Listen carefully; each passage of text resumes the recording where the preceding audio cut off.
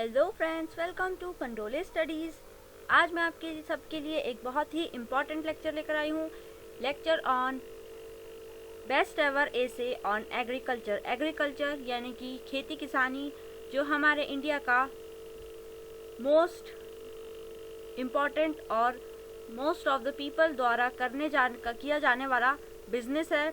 जो एग्रीकल्चर है, खेती है, हमारे इंडिया का मोस्ट इम्पॉर्टेंट व्यवसाय भी है, जिसके वजह से हमारे इंडिया और हम पूरी वर्ल्ड में, पूरी इंडिया कंट्री के साथ साथ पूरे वर्ल्ड में हम लोगों को खाद्य पदार्थ यानी कि फूड प्रोडक्ट प्रोवाइड करते हैं। तो चलिए देखते हैं ऐसे और ऐसे ही अच्छे वीडियोस के लिए, स्टडी रिलेटेड वीडियोस के लिए आप लोग पंडोले स्टडीज़ को सब्सक्राइब कर लीजिए।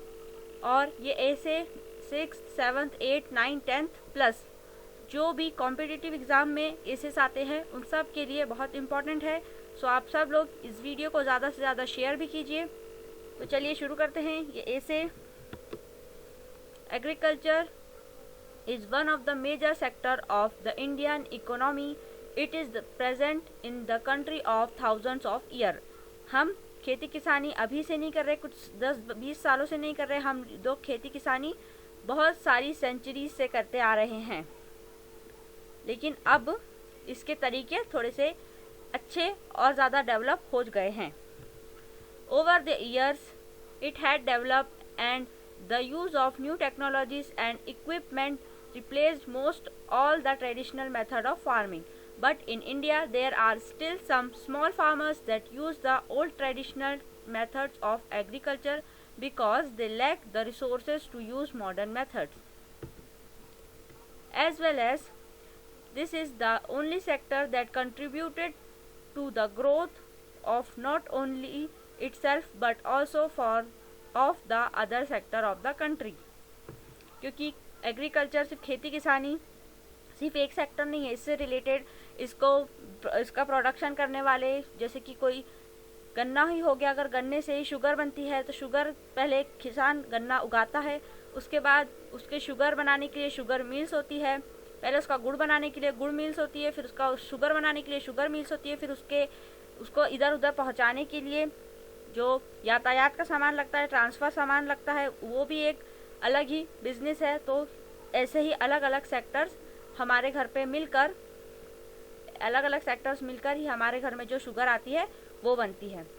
और ऐसे ही सारे प्रोडक्ट्स भी किसान उन्हें उगाता है रॉ मटेरियल से। Development of the agriculture, India largely depend on the agriculture sector. Besides, agriculture is not just a mean of livelihood but a way of living life in India. Moreover, the government is continuously making efforts to develop this sector as the whole nation depends on it for food. For thousands of years, we are practicing agriculture, but still it remained underdeveloped for a long time. Moreover, after independence, we used to import food grain from other countries too. But after the Green Revolution, we became self-sufficient and started exporting our surplus to other countries. Besides these, earlier we used to depend completely on monsoon for the cultivation of food grain, but now we have constructed dams, canals, tube wells and pump sets. पहले जब India में जब independence नहीं था, तब हम दूसरी countries पर डिपेंड करते थे हमारे इंडिया के फूड सप्लीमेंट को पूरा करने में। लेकिन अब हमारे पास ग्रीन रिवॉल्यूशन के बाद, इंडिपेंडेंस के बाद जब ग्रीन रिवॉल्यूशन हो गया, तब हमारे पास अब हमारी खुद की इंडिया तो खुद को पेट भरती है, लेकिन जो बाहर की कंट्रीज़ है वो भी हमसे ये सप्लीमेंट्स खरीदने लगी है। As well as we now have a better variety of fertiliser, pesticides, seeds which help us to grow more food in comparison to what we producing during old times. अब हमारे पास बहुत सारे बेटर फर्टिलाइज़र्स है, pesticides है, जो बेकार जो paste होते हैं, वो लोग जो हमारे खेतों को नुकसान पहुंचाते हैं, उनको मारने के लिए पेस्टिसाइड्स का इस्तेमाल होता है। फर्टिलाइज़र्स जो हमारी ग्रेन्स की ग्रोथ बढ़ाते हैं, और सीड्स अच्छे से अच्छे उपलब्ध हो गए हैं जो अब खेती के लिए यूज़ किए जाते हैं। इससे हमारी जो ओल्ड टाइम्स की खेती थी वो ओल्ड टाइम के प्रोडक्शन से अब हम अभी के टाइम में ज़्यादा प्रोडक्शन कर पाते हैं. With the advancement of technology, advanced equipment, better irrigation facility and the specialized knowledge of agriculture started improving. Furthermore, our agriculture sector has grown stronger than many countries and we are the largest exporter of many food grains. ये देखिए, आपको picture में दिख रहा है कि एक धान की खेती लगाई जा रही है. एक किसान को बहुत मेहनत करनी पड़ती है एक छोटे से चावल का दाना उगाने के लिए भी. Significance of agriculture. It is not wrong to say that the food we eat is the gift of our country's farmer and the agriculture activity they perform. Indian farmers work their sweat to provide us this food. जो हम खाना खाते हैं, जो भी हम food हमें provide कर रहे हैं किसान, वो उनकी बहुत मेहनत का फल होता है. इसलिए हमें फूड को बिल्कुल भी वेस्ट नहीं करना चाहिए. In addition, the agricultural sector is one of the major contributor to gross domestic production and the national income of the country. As well as it required a large labor force and employs around 80% of the total employed people. The agriculture sector not only employs directly but also indirectly. जो 80% of the लोग people हैं हमारे country में, वो agriculture के और agriculture के द्वारा ही डायरेक्टली और इनडायरेक्टली पैसा कमाते हैं और अपना घर चलाते हैं.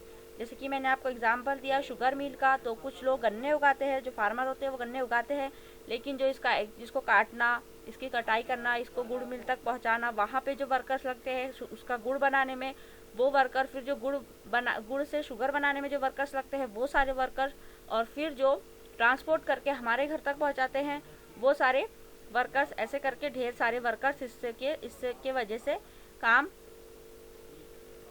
कर पाते हैं, वर्क कर पाते हैं, जिसके वजह से वो अपना घर चलाते हैं.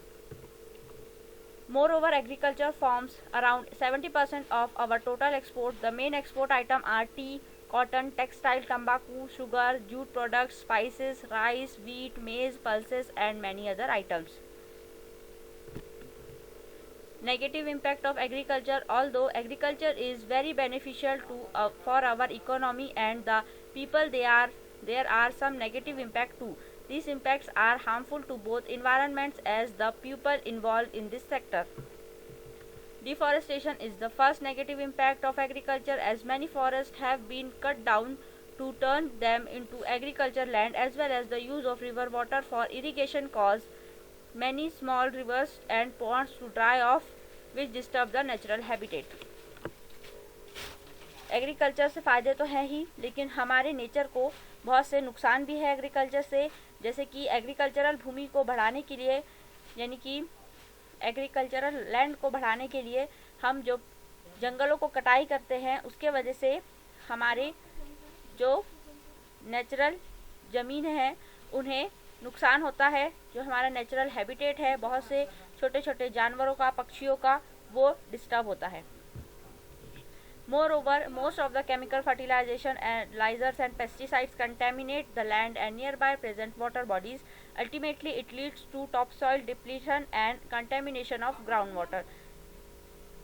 और जो हम केमिकल पेस्टिसाइड और फर्टिलाइज़र अब यूज़ कर रहे हैं, उससे हमारा प्रोडक्शन तो बड़ा है, लेकिन उसके वजह से बहुत सारे पेस्ट मर जाते हैं, और फर्टिलाइज़र की वजह से हमारी जो ज़मीन की उर्वरकता है वो धीरे धीरे करके ख़त्म होने लगती है. तो इसलिए ये एक परेशानी भी है कि एक वक्त ऐसा भी आ सकता है जब एग्रीकल्चर के लिए भूमि ना बचे, भूमि सारी बंजर हो जाए.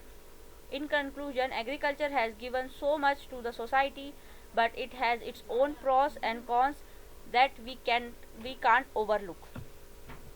Furthermore, the government is doing his every bit to help in the growth and development of agriculture. Still, it needs to do something for the negative impact of the agriculture to save the environment and people involved in it. So guys, it is the end of this lecture now. इसी के साथ agriculture पे ये जो best ऐसे मैंने आपको दिया है, ये यहाँ पे ख़त्म होता है. आप इसे पढ़िए और अपने किसी भी एग्ज़ाम के लिए इसे अच्छी तरह से प्रिपेयर कर लीजिए. आप इसमें बहुत अच्छा मार्क कर सकते हैं. इवन इस पर आप एक लेक्चर भी अपने स्कूल में दे सकते हैं. सो गाइस, इसी के साथ ये लेक्चर यहाँ पे ख़त्म होता है. आप इस वीडियो को ज़्यादा से ज़्यादा शेयर कीजिए. इस पंडोले स्टडीज़ को सब्सक्राइब करके बेल आइकन को हिट कर लीजिए. जब भी मैं आपके वीडियो अपलोड करूँ, आपको सबसे पहले इसका नोटिफिकेशन मिल जाएगा. So thank you for watching, guys. Do like this video, comments on this video, share this video with your friends, and subscribe to Pandoli Studies. Thank you for watching.